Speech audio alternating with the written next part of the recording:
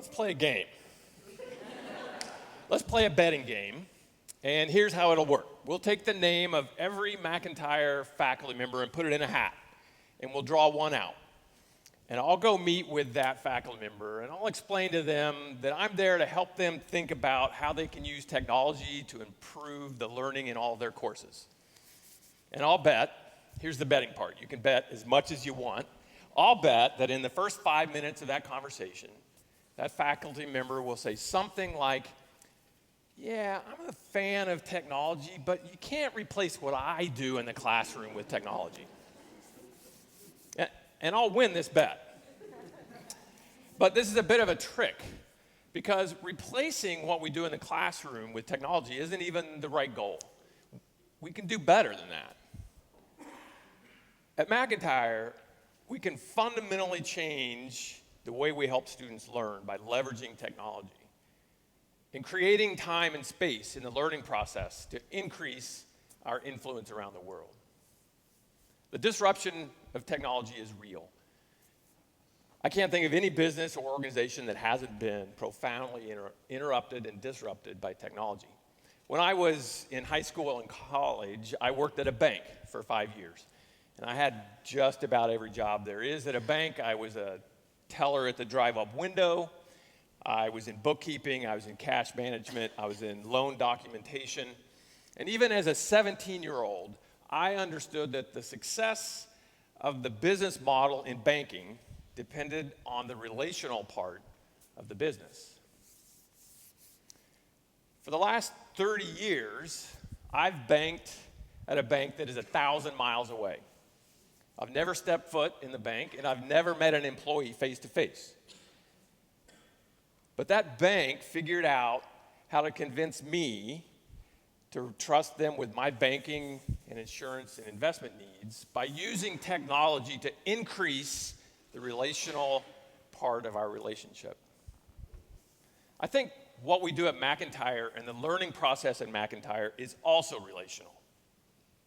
And I think the reason I would win that bet at the beginning of my talk is because a lot of us fear that technology threatens that relational activity.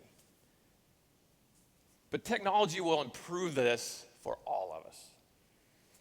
Professor Baglioni has taped about 20 sessions on statistics topics that all of our students have already seen in prerequisite courses, but that he and his colleagues still used to feel they needed to cover in class to make sure everyone was up to speed. By making that content available online whenever they want, students can now be expected to come to class ready to use those skills and ready to have faculty help them understand the nuance of the insights they gain. In intermediate financial accounting, a course that about 85% of third-year students take, we have already been using a very interactive approach in that course for years, but we still had 2 specific class sessions that were lecture. And I tell my students, if I come into class someday with the intent of lecturing, this is a painful day for all of us. And I mean pencil in the eye pain, okay? So what we did last fall was the 3 instructors took the content from those 2 lectures, and we went to the studio and we taped that content. And because of the efficiency of that method, we were also able to add examples of problems applying those new topics. And we were able to explain why it's important to understand that topic at that point in the course. And what that did was it created 2 brand new days in our course that we could use for whatever we wanted. We were able to introduce new topics that we had never had time for in the past. Professor Bowler teaches a strategic advising course. And in that class, he wants students to be able to use Excel skills for model building in the advising process. So he used to take students to the computer lab 2 or 3 class sessions a semester and show them these skills. And the feedback he would get would be something like, from some students, they would say, this was too boring. I didn't learn anything because I already knew it. This is a waste of my time. And other students said, this was too complicated. I didn't learn anything. This was a waste of my time. So what Professor Bowler did was he went out and he found content online that he could guide students to. And he could tell students, you're responsible to cover this content and take as much time as you need to master it. But what that allowed him to do was to spend that time in class thinking about the process of how to convert the analytical model building part of advising into the persuasion and selling part of advising. In all three of these examples, what the instructors did was they removed the telling part, the non-interactive part of class, using technology. And they created time and space for those collaborative, interactive, relational activities that are so valuable to learning. At McIntire, the case discussion process is a big part of what we do. So let's think about what we can do with technology in a case discussion.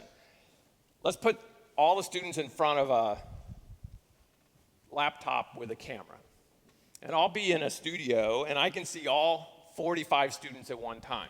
And I'll run facial recognition software, so I can tell when a student's engaged and when they're excited and when they're mad and when they're bored.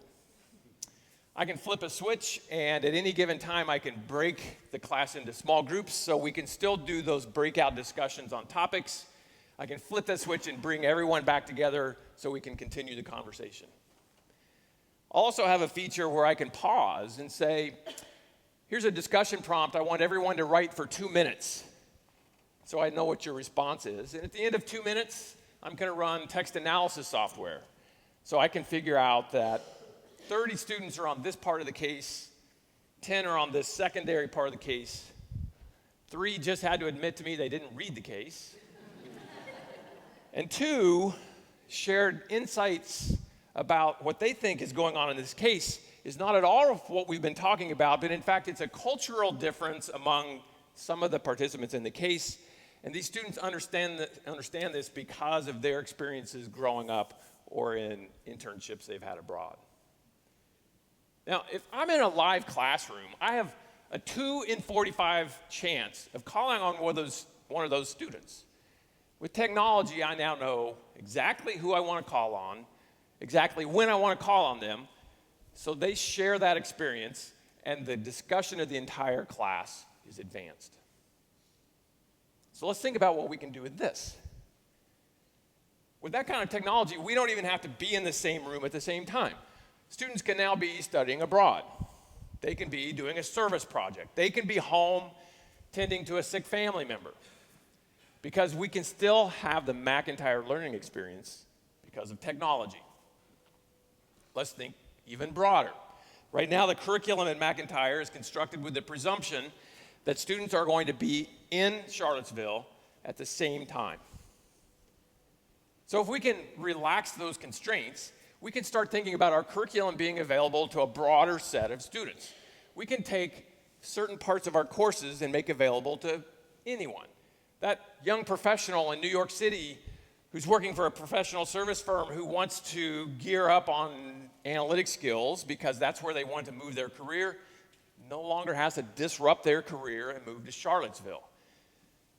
That advisor who's just found out 2 months from now they're on a carve-out transaction can now access the content we have at McIntire because they can do that with technology.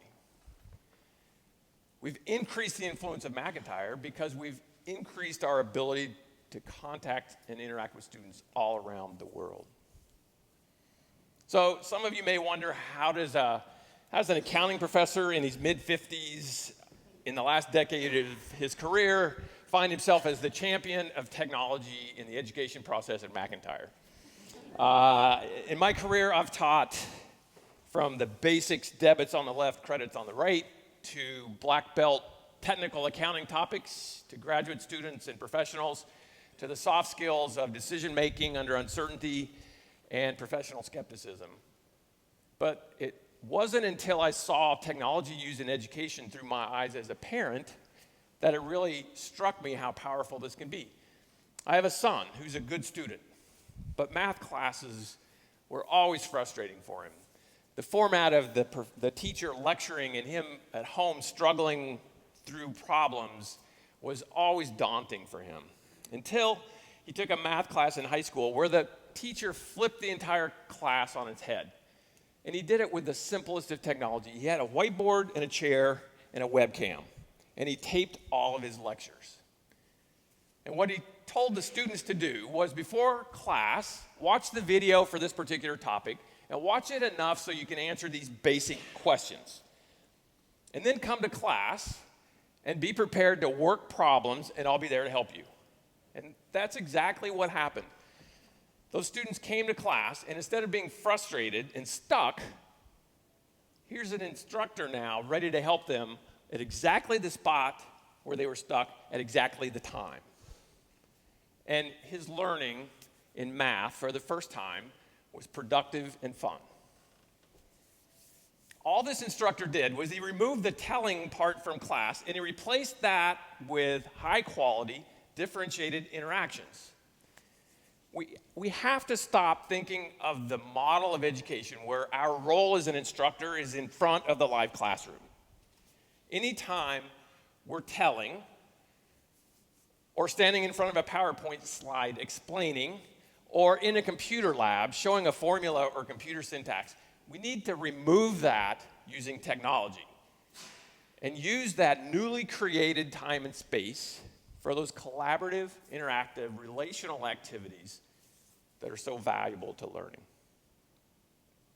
By constraining the learning experiences within these walls, we limit the potential of our students, and we limit our own potential as McIntire. By embracing the reality of our global, interconnected, web-based world, we create time, and we create space, and we find our strength as a learning community. And you know what? I think that's a bet on the future of McIntire we should all be trying to win. Thank you.